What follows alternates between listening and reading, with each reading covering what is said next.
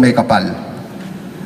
Sa mga mabiyayang araw na ito, na tayong lahat ay binigyan ng kalakasan upang magkasama-samang muli sa isang pagdiriwang na hinding malilimutan ng inyong lingkod at ng aking pamilyang Angeles.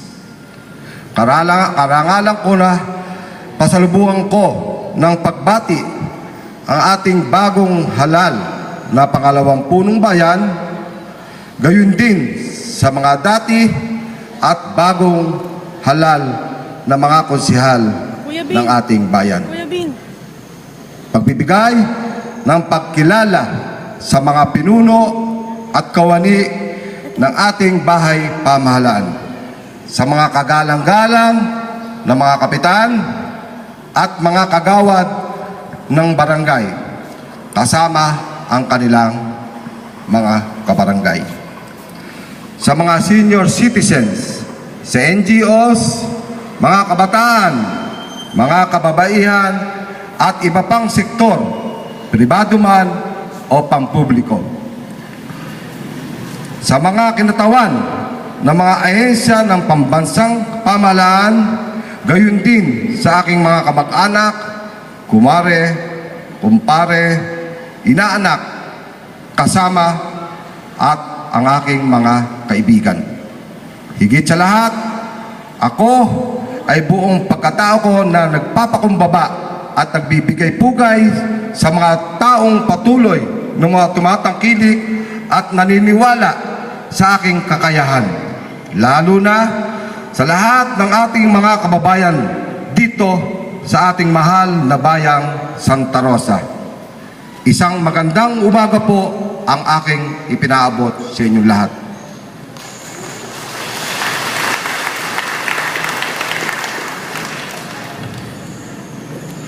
Maraming salamat po sa inyong pagdalo sa araw na ito. Umaasa ako na tulad ng nagdaang kong 2 termino ay lubos tayong magkakatulungan sa higit pang kaunlaran at katiwasayan ng ating bayan. Sa nakaraang 6 na taon na aking panunungkulan bilang punong bayan, ibig ko nang ihingi ng paumanin sa inyong lahat kung ako ay meron ng naging kakulangan sa aking panunungkulan. Kasunod nito ay ang buong kababaang loob naman na naalay ko sa inyo ang aming mga nagawang mga proyekto at serbisyong publiko para sa ating bayan. Ang buo at lahat ng kakayanan ay sinikap na ibigay para sa kabutihan ng ating mamamayan. Ang pangunahing dahilan kung bakit naging mabunga ang ating panunungkulan ay dahil sa lubos na pakikiisa at kooperasyon ng lahat sa mga palutuntunan at programa ng ating pamahalaang bayan. Ang ehekutibo ay kabalikat ang hilisturang sangay ng ating lokal na pamahalaan, kasi kaisa ang buong sangguniang bayan sa mga balakin at pagbalangkas ng mga batas o patakaran nito, habang katuwang ang mga pinuno ng bawat departamento at mga kawani nito para sa implementasyon at pagsasakatuparan nito. Kasama din natin ay bipang sangay ng pamahalaan, gayon din mga NGOs, mga pribado at pampublikong paaralan at ang taong bayan.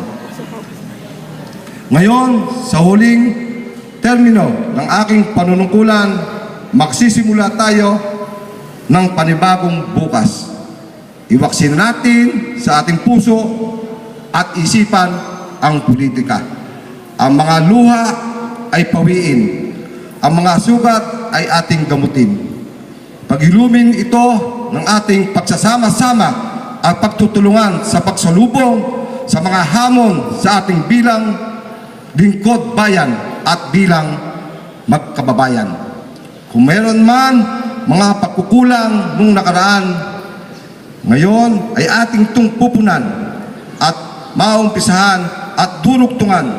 Harapin natin ang bagong hamon ng panahon para isang sa isang tuloy-tuloy na reforma at mabuting pamamahala para sa isang maunlad at tahimik na bayan. Sa inyong lahat, ang aking walang pagpapakumbaba at pagsasalamat sa muli ninyong pagtitiwala sa akin.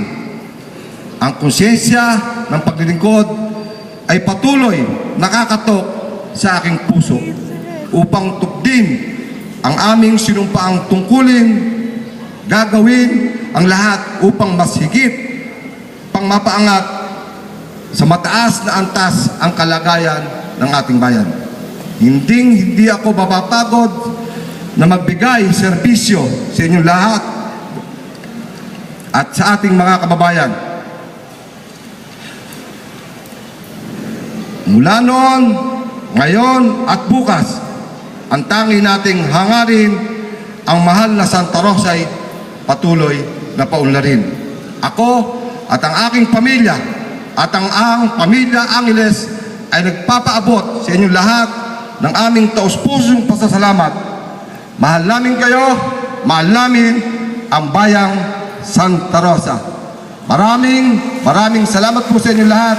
Mabuhay po ang bayang Santa Rosa. Mabuhay po tayong lahat.